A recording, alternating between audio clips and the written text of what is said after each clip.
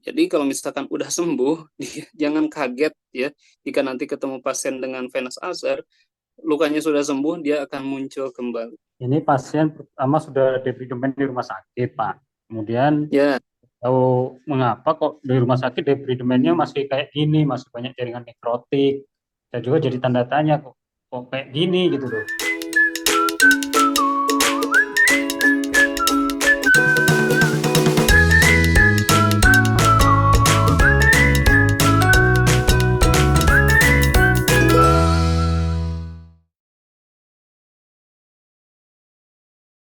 boleh di-share lagi.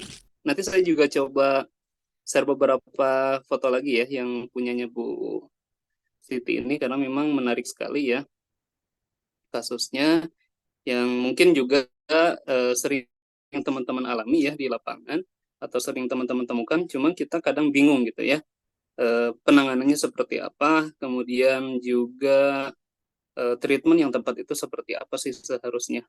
Apakah memang hal ini bisa kita tangani sendiri atau mungkin harus ada kolaborasi dengan pihak lain, contohnya misalkan dengan dokter ataupun misalkan tenaga medis seperti itu ya Bapak Ibu.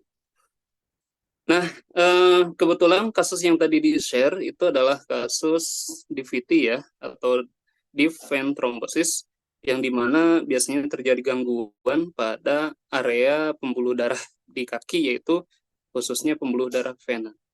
Nah, gangguan pembuluh darah ini sebetulnya Bapak Ibu bisa mengenai kedua ya, baik itu vena ataupun arteri. Kalau vena itu kita sebut atau kenal dengan sebutannya adalah venous ulcer, kemudian arteri itu adalah kita sebut atau kenali dengan arterial ulcer. Nah, kebanyakan kasus-kasusnya ini memang harus diperiksa secara spesifik ya, bisa menggunakan salah satunya adalah EBPI. Sudah boleh di-share Mbak Salva yang saya kirim ke apa namanya, yang Bu Siti dulu ya. Ini yang Pak Sukaryono kalau nggak salah. Nah, mungkin Bapak Ibu juga sering ya di lapangan ketemu kasus yang memang berkaitan dengan kasus-kasus venous ulcer ataupun venous leg ulcer. Nah, biasanya Bapak Ibu kasus venous ulcer ini sering terjadi pada orang-orang yang beresiko ya, yang beresiko mengalami gangguan pembuluh darah vena.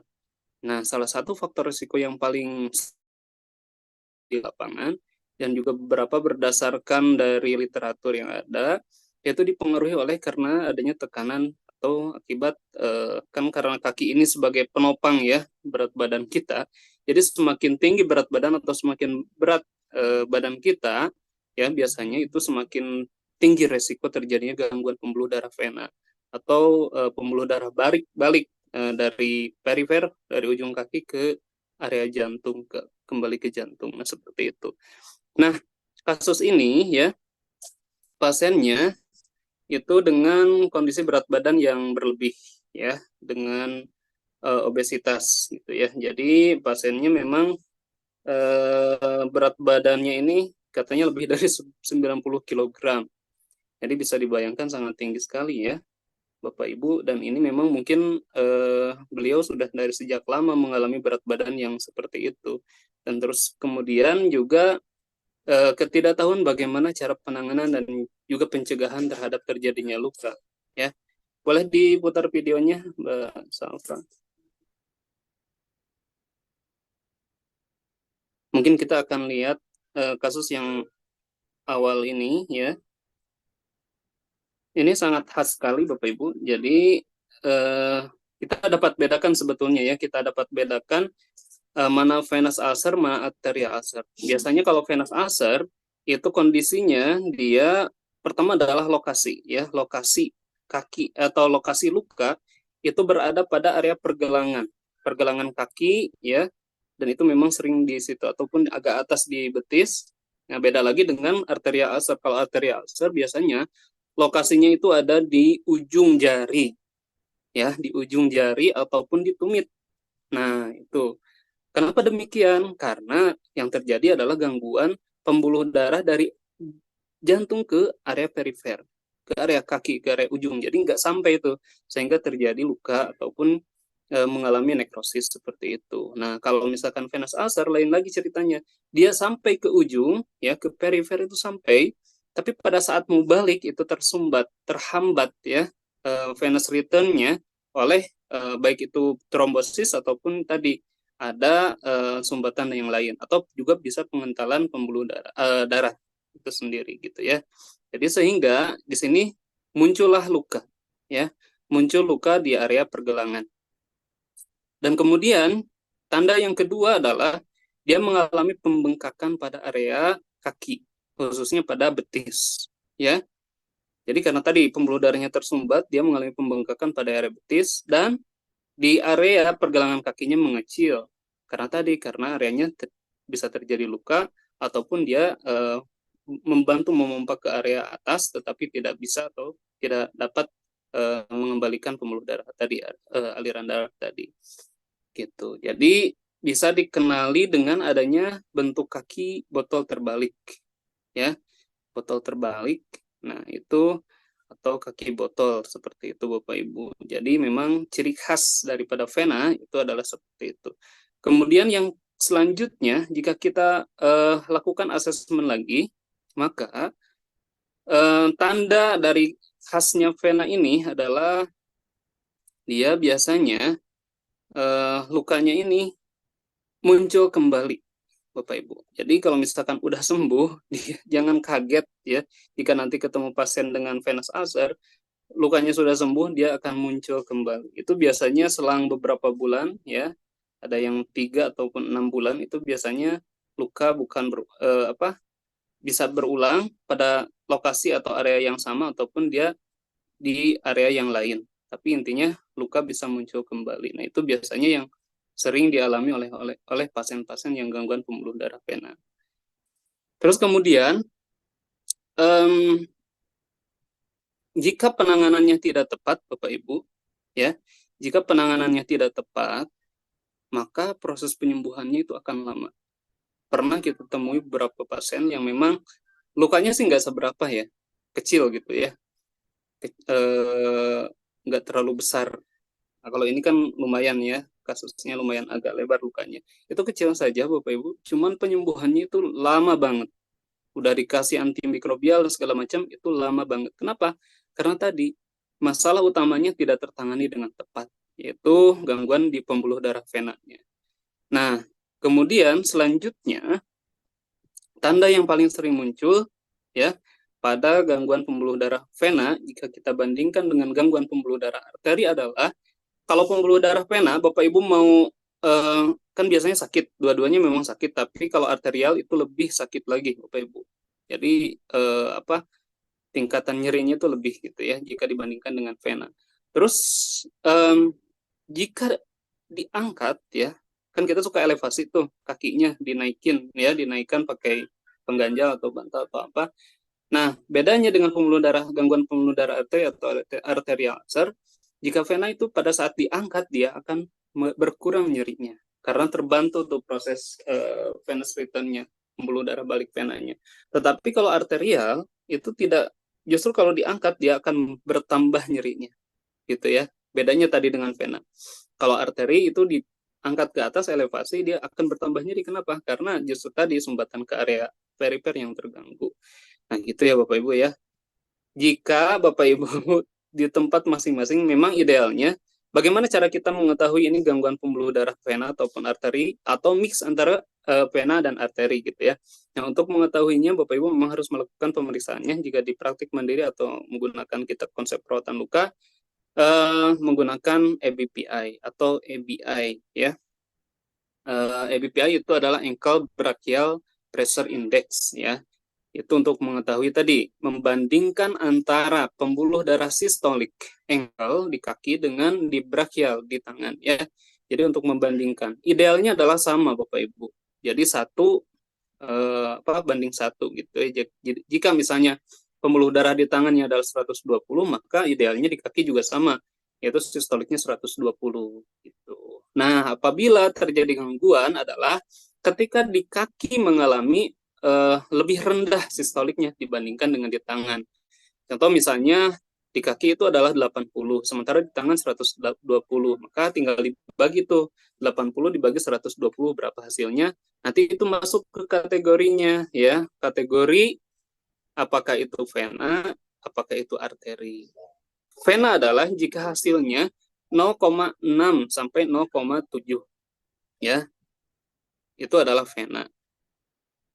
Jika di bawah 0,6 itu misalnya 0,5 ya, itu adalah gangguan pembuluh darah arteri gitu ya. Jadi memang Bapak Ibu harus mengkategorikan, ya misalkan hasilnya 0,5 berarti contoh kasusnya adalah pembuluh darah venanya, pembuluh darah sistolik di kaki, di ankle misalnya 60 ya, sementara di tangan adalah 120. Nah hasilnya 0,5, maka itu masuknya ke arterial ulcer gitu ya. Berarti gangguan pembuluh darah arteri, artinya dia sudah sangat lumayan berat gitu ya. Nah, kalau vena itu antara 0,6,5 sampai 0,7 gitu ya. Nanti kalau misalkan ada yang kurang tepat, saya juga sambil ini boleh dikoreksi Bapak Ibu ya, terkait dengan hasil pembuluh darah vena ini. Nah, kemudian faktor yang lain Bapak Ibu, yaitu kita tujuan untuk melakukan ABPI ini adalah pertama adalah untuk menentukan apakah ini kategorinya masuk gangguan pembuluh darahnya di vena ataupun juga di arteri. Terus yang kedua adalah untuk menentukan pilihan treatment atau terapi yang tepat.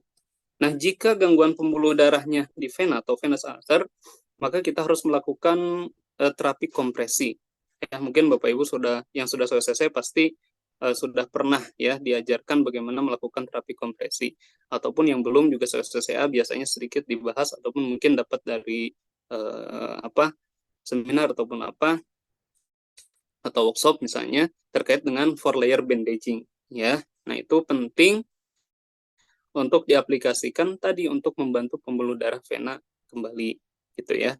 Nah, itu biasanya akan membantu proses penyembuhan luka pertama terjadi lebih cepat, terus juga sirkulasinya menjadi lancar dan menghindari terhadap terjadinya luka yang berulang gitu Bapak Ibu. Nah, kalau misalkan arterial itu lain lagi treatmentnya, nggak bisa pakai kompresi bandage ya, yang ada malah makin memperburuk kondisi gitu ya. Nah, makanya biasanya kalau arterial ulcer itu kita lakukan kolaborasi untuk pembedahan misalnya dengan dokter pembuluh darah dan lain sebagainya. Nah, itu treatment yang memang biasanya dilakukan. Nah, selain daripada itu Bapak Ibu, kalau kita lihat khas lukanya, memang ini kalau kita lihat riwayat perjalanan lukanya dari awal sampai dengan saat ini cukup bagus ya. Kenapa? Karena memang terjadi perubahan ya, Bu Siti tadi lumayan lah lukanya dari yang tadinya lukanya lumayan besar, setelah dirawat beberapa kali memang sudah mengecil, cuman tadi waktunya yang lama. Karena apa? Karena tadi butuh bantuan atau terapi kompresi atau 4-layer bandaging tadi. Nah, mungkin ada video yang di awal itu yang pertama saya share, bukan yang satu lagi, yang awal. Nah, ini video yang kedua Mbak Salva. Coba yang satu lagi Mbak. Nah, itu memang kondisinya udah terjadi perbaikan, cuma tadi mungkin kita perlu adanya lakukan terapi kompresi. Tapi memang sebelumnya idealnya ya sebelum memberikan atau melakukan terapi kompresi, kita dianjurkan untuk melakukan pengecekan menggunakan ankle brachial tadi ya, ABPI gitu. Nah, ini memang Bu Siti pasiennya juga sedang berobat ke dokter ya, jadi artinya untuk terapi oralnya atau obat-obatan oralnya juga sedang dilakukan ya, sedang diberikan. Dan ini memang kondisi setelah dilakukan beberapa kali perawatan ya, dari tadi yang masih dalam lukanya segini sudah membaik. Cuma tadi ya, kenapa pasiennya masih udim, masih lukanya nih, kalau dari awal kan kayak gini nih Bapak Ibu ya. Nih kelihatan banget ketara ya, ada udimnya. Ya, biasanya selain daripada berat badan yang berlebih atau obesitas seperti ini, juga pasien yang mengalami venous ulcer ini dialami juga oleh ibu-ibu hamil ya, karena tadi menopang beban yang berat ya, sehingga kaki itu bekerja lebih keras, ya, sehingga tadi bisa terjadi sumbatan di area eh, pembuluh darah venanya. Itu Bapak Ibu. Jadi banyak sekali kasus ya yang terjadi pada pasien-pasien yang gangguan pembuluh darah vena. Nah, mungkin itu sharing saya mungkin Bu Siti ya. Jadi langkah selanjutnya adalah kita harus memastikan bahwa ini adalah gangguan pembuluh darah vena, yang kemudian kita harus memberikan terapi kompresi for layer bandaging ya. Kemudian juga bisa menggunakan terapi tambahan pada permukaan lukanya. Biasanya sih menggunakan topikal antimikrobial, itu juga bisa membantu Bapak Ibu. Karena pasien-pasien gangguan pembuluh darah vena ini juga selain daripada lukanya yang prosesnya lama, juga biasanya di luka muncul juga biofilm. Karena tadi ya proses penyembuhan yang lama, sehingga mungkin kolonisasi bakteri juga cukup banyak di situ, sehingga mengakibatkan ada lapisan yaitu biofilm, yang memang itu efektif jika kita menggunakan topikal antimikrobial untuk menanganinya begitu. Itu ya. Oke, mungkin cukup yang Bu Siti. Silakan bagi teman-teman jika ingin ada yang didiskusikan, boleh ya di-share di kolom komentar ya. Jika ada pertanyaan ataupun apa, silakan di-share oleh Bapak Ibu ya. Oke, terima kasih Pak Agung. Mungkin kita bisa lanjut ke case yang kedua ya Pak Agung ya? Boleh. Dari Pak Sukaryanto.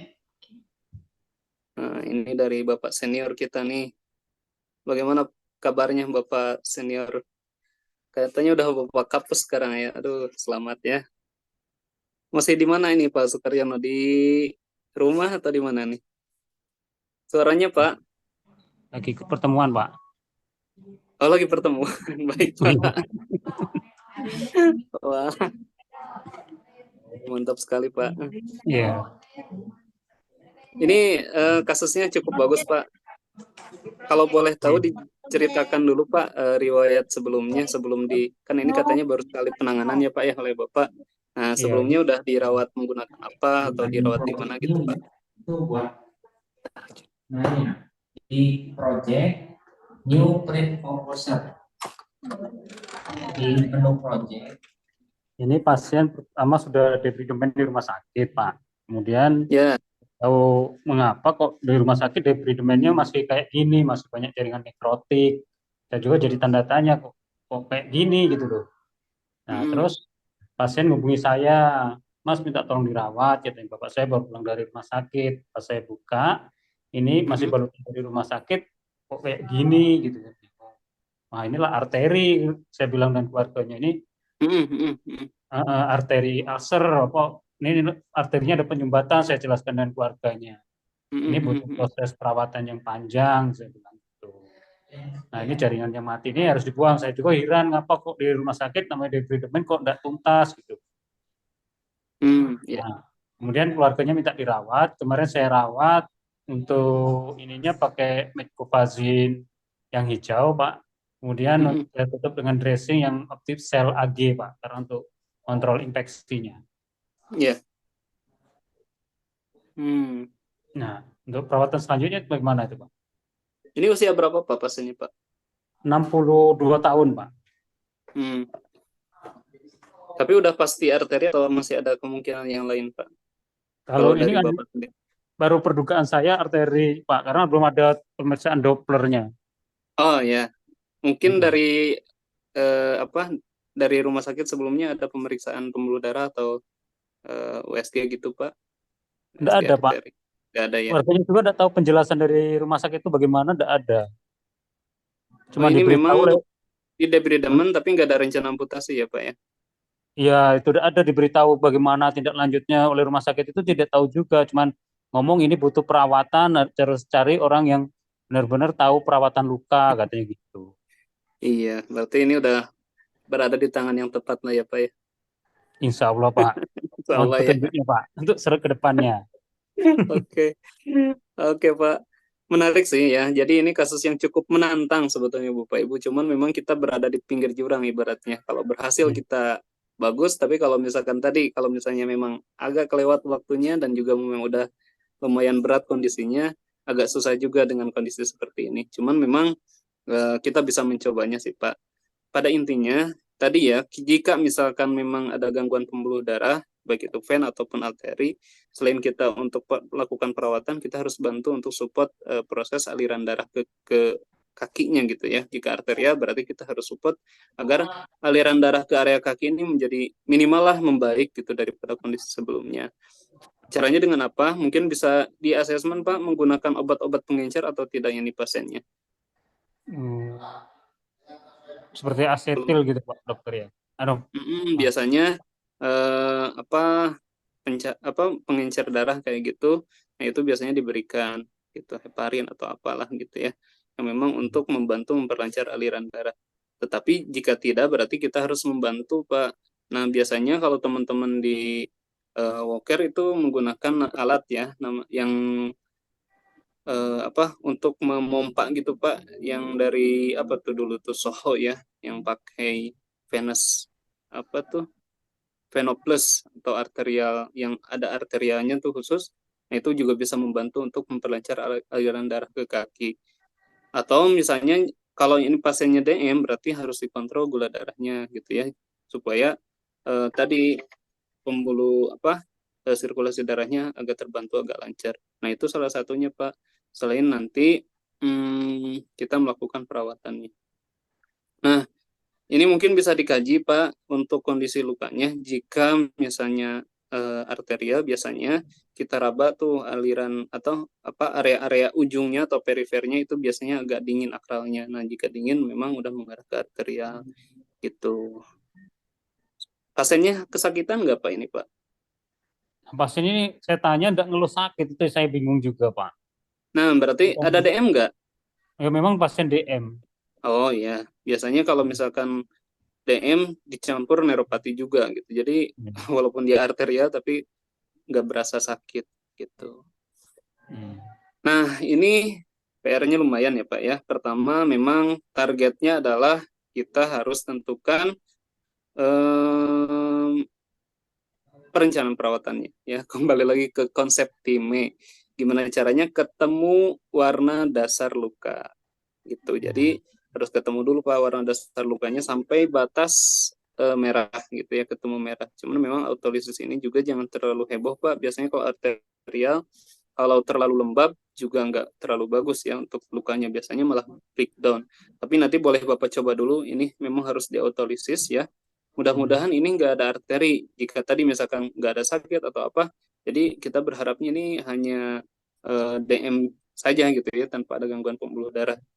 Karena tadi nggak ada dibuktikan dengan pemeriksaan penunjang.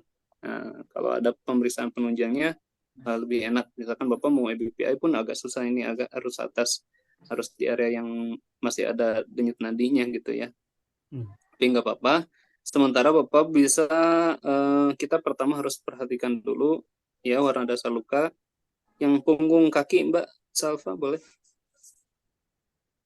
Yang punggungnya. Nah, ini. Jadi ini harus autolisis dulu Pak. Ya, kita autolisis. Nah, ini kan udah dirawat 1 kali oleh Bapak. Jadi bisa nanti agak disayat dulu Pak, biar tadi Ini sudah saya buang yang hitam ini kemarin. Oh, sudah terangkat ya. Ya, Nah, cuman hati-hati Pak. Uh-uh.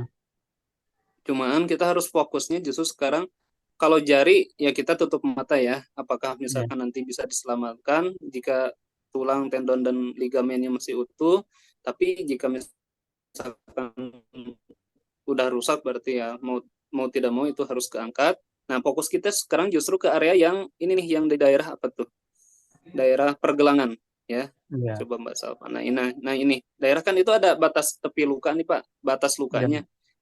Nah, memang ini belum jelas ya batas lukanya sampai mana. Cuman kita bisa pastikan bahwa oh dia udah sampai pergelangan nih. Dengan harapan setelah dilakukan perawatan oleh kita, ini luka tidak bertambah lebar lagi ke atas gitu ya. Itu tujuannya. Cuman memang idealnya harus segera ke angkat ini jaringan mati semua, ketemu warna dasar luka sampai merah, jadi udah ketahuan batas lukanya jelas, tegas sampai batas mana. Nah, itu jika udah ketemu seperti itu Pak, kita agak tenang sedikit. Kenapa? Karena kita tahu bahwa luka nggak akan bertambah lagi ke atas. Nah, yang menjadi permasalahan sekarang adalah jika batas lukanya itu belum ketemu, terus dia masih bertambah naik gitu ya. Nah, itu yang memang kita khawatirkan. Kan tadi kalau di telapak udah jelas lah lukanya seperti itu. Kalau di punggung kaki juga udah kelihatan. Kalau jari itu 3 itu udah hitam Positif. semuanya. Ya. Jadi ini pasti harus terautolysis kalau di area yang jari ini 3, Pak. Nah, itu nanti tergantung hasilnya setelah terautolysis, apakah eh, tadi tendon, kemudian tulangnya masih bagus, ligamennya masih utuh, jadi masih bisa menyatu, atau udah terautolysis juga, misalkan terinfeksi juga, sehingga itu mau tidak mau harus diangkat misalnya. Itu memang, tapi pasiennya udah diinform konsen ya Pak ya di awal, jadi kita Sudah harus sampaikan. dijelaskan apa positif negatifnya sudah saya jelaskan. Nah itu yang paling penting sih Pak.